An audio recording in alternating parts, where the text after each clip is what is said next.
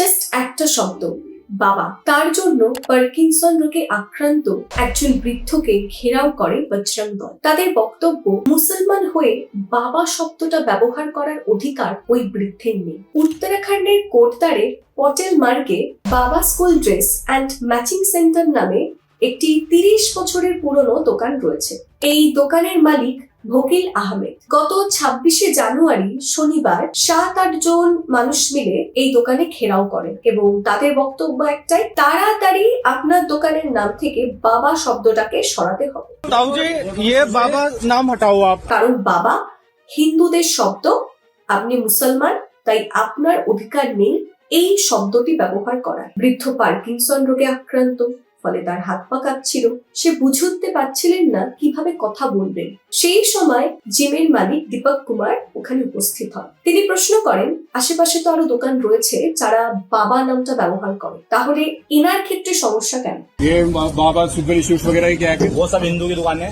मुसलमान क्या हो गया? বজরং দলের একই বক্তব্য, কারণ সেগুলো হিন্দুদের দোকান, ইনি মুসলমান, তাই বাবা শব্দটা ব্যবহার করতে পারবেন না। ভিড়ের মধ্যে প্রশ্ন আসে, আপনি কে?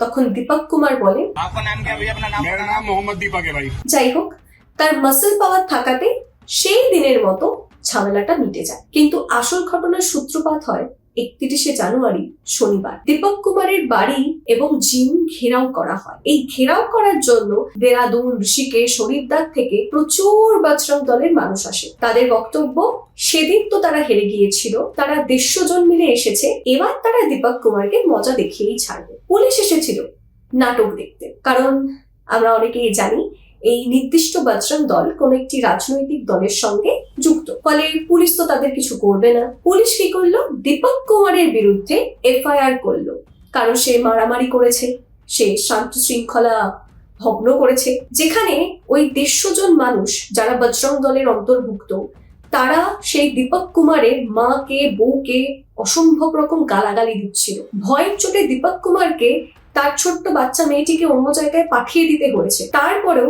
পুলিশ কাকে অভিযুক্ত ভাবলো?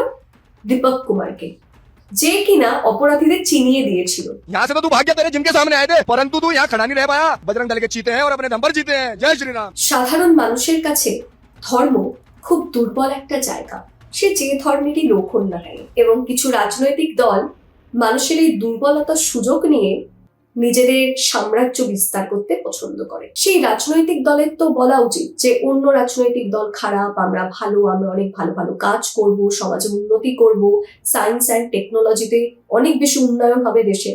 কিন্তু না, তারা এমন একটা বক্তব্য রাখবে যে তুমি যদি সত্যিকারের হিন্দু হও, তুমি যদি সত্যিকারের এই ভগবানে বিশ্বাস করো, তাহলে আমি ভুল কাজ করলেও তুমি আমাকে অন্ধের মতো সাপোর্ট করবে। আমরা সবাই জানি 2025 সালের পাহেলগাঁওয়ের ঘটনা। যারা জঙ্গি হয় তাদেরকে এইভাবেই ব্রেন ওয়াশ করা হয়, তাতে সেই মানুষগুলো আর নিজেদের মতো করে ভাবনা চিন্তা করতে পারে না।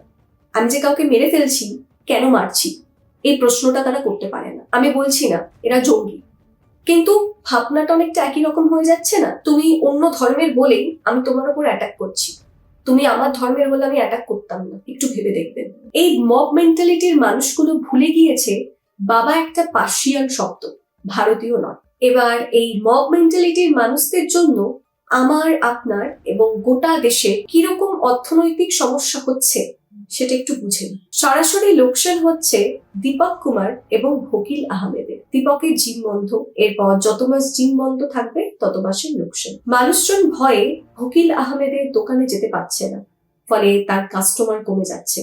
পরিস্থিতি সামলাতে যে বিশাল পুলিশ বাহিনী এবং ব্যারিকেড মোতায়েন করা হয়েছে, তার পুরো টাকাটাই আসে আমার এবং আপনার ট্যাক্সের টাকা থেকে। তাছাড়া উত্তরাখণ্ডের অর্থনীতির মূল মেরুদণ্ডই হচ্ছে ট্যুরিজম। যখনই কোনো জায়গায় সাম্প্রদায়িক দাঙ্গা হয়, পর্যটকরা সেই জায়গাটাকে ইগনোর করে। ফলে এই মুহূর্তে উত্তরাখণ্ডে ঘুরতে যাওয়ার প্ল্যান ছিল যাদের, তারা অনেকেই বুকিং বাতিল করবে। এতে হোটেল কর্তৃপক্ষ, গাইড, গাড়ি চালক সবার পেটে লাথি পড়বে। বিনিয়োগকারীরা এমন অস্থির জায়গায় টাকা ঢালতে ভয় পান, যার ফলে দীর্ঘমেয়াদী কর্মসংস্থান কমে যাবে। দিন শেষে লাভটা কারোরই হয় না, কিন্তু লোকসান হয় সেই রাজ্যে এবং গোটা দেশের ইমেজের। যে 150 জন দাঙ্গা করেছে তারা কিন্তু একবারও এই অর্থনৈতিক ব্যাপারটা ভেবে দেখেনি। তারা একবারও ভেবে দেখেনি যে গোটা বিশ্বের কাছে দেশের ইমেজের কি অবস্থা হবে। না, তাদের সেই বুদ্ধিটুকু নেই ভাবার। পরিশেষে দীপক কুমার, যে মানুষটি অসহায় বৃদ্ধকে সাহায্য করতে গেল, তাকেই আমাদের মিডিয়া গদ্দার বানিয়ে দিল। ধর্ম নিয়ে, জাতপাত নিয়ে ভেদাভেদ করা বন্ধ করে কবে আমরা সত্যিকারের মানুষ হতে পারবো? আপনার কি মনে হয় দীপক কুমারের কি ঠিক হয়েছে প্রতিবাদ করা, নাকি তার চুপ থাকা উচিত ছিল? কমেন্টে লিখে জানাবেন। যদি ভিডিওটি ভালো লাগে তাহলে লাইক করবেন, বন্ধুদের সঙ্গে শেয়ার করবেন, আর অবশ্যই বিহাইন্ড দ্য ফিল্টার ইউটিউব চ্যানেলটিকে সাবস্ক্রাইব করবেন। বাই। सबसे पहले मैं एक इंसान हूँ, क्योंकि मरने के बाद मुझे जवाब भगवान को देना है, इंसानियत को देना है, ना कि किसी धर्म को देना है।